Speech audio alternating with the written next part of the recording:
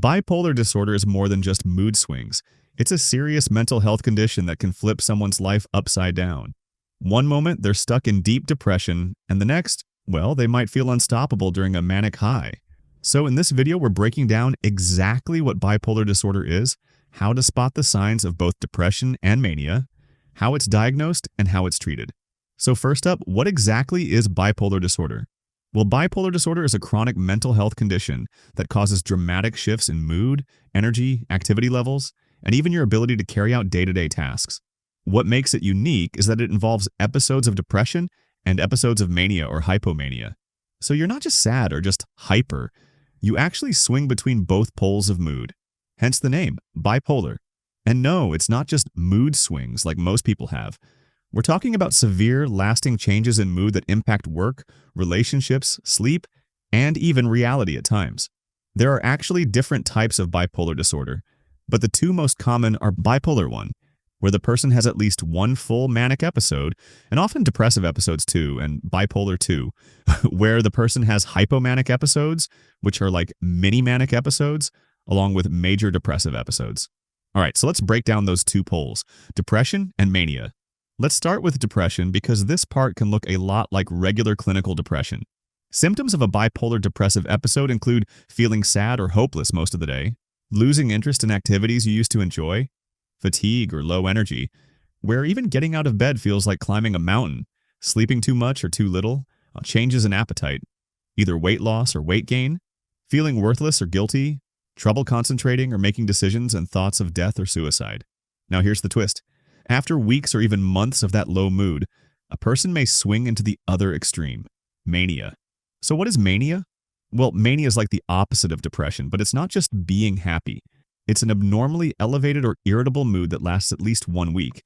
And it comes with other symptoms like feeling overly energetic or wired, talking very fast like you can't get the words out fast enough, racing thoughts where your brain's moving faster than you can keep up, needing less sleep like 2 or 3 hours and still feeling fine, feeling overly confident or invincible and impulsive or risky behavior, like reckless spending, unsafe sex, or quitting your job on a whim. Some people even experience psychosis during mania, things like hallucinations or delusions, which can make it hard to tell what's real. Now, if the person doesn't go full-blown manic, but still has a milder version, that's called hypomania. It has similar symptoms but is less severe and doesn't cause major disruptions in functioning. Also, some people experience mixed episodes, where they have symptoms of both depression and mania at the same time. Imagine feeling hopeless and agitated at the same time, like crying uncontrollably but with racing thoughts. It's chaotic and super distressing. Now let's pause for a sec. If this video is helping you understand things better, go ahead and hit that like button. And hey, if you know someone who might benefit from this, share it with them. All right, so how do doctors diagnose bipolar disorder? Well, there's no single test for it. Diagnosis is made based on clinical history and observation.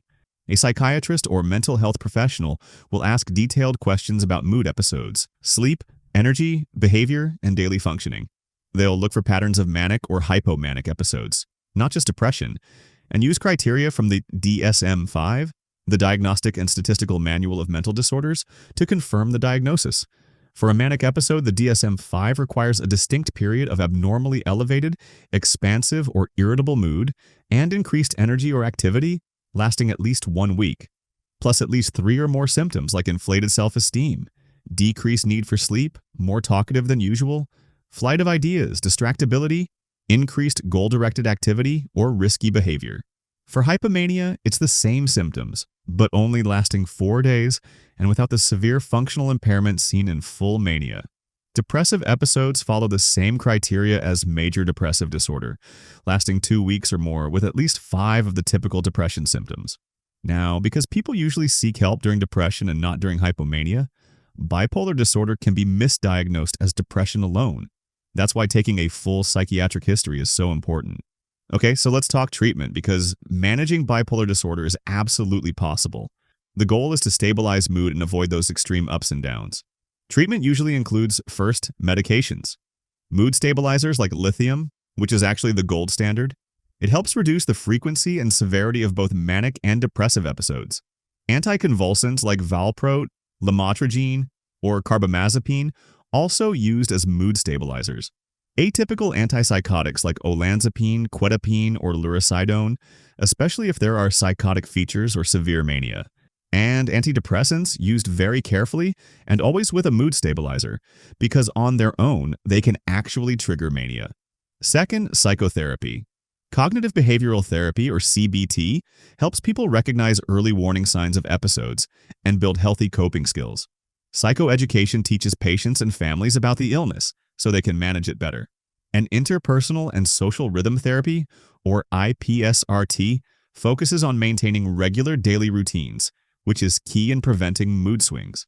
Third, lifestyle changes. A regular sleep schedule. This is huge in bipolar management. Avoiding alcohol and recreational drugs, managing stress, and staying consistent with meds and follow-ups. And finally, support matters. Group therapy, peer support, and family involvement can make a big difference in long-term recovery. All right, final thoughts. Just to recap quickly, bipolar 1 means at least one manic episode, depression not required, but often present. Bipolar 2 means hypomania plus at least one major depressive episode. If a patient with depression suddenly develops risky behavior or bursts of energy, think bipolar before adding an antidepressant. Oh, and for lithium, remember to monitor renal function, thyroid levels, and keep an eye out for toxicity, especially if the patient is dehydrated or on diuretics. Bipolar disorder is not a character flaw. It's a serious but manageable condition, and with the right treatment, people can absolutely live stable, successful lives.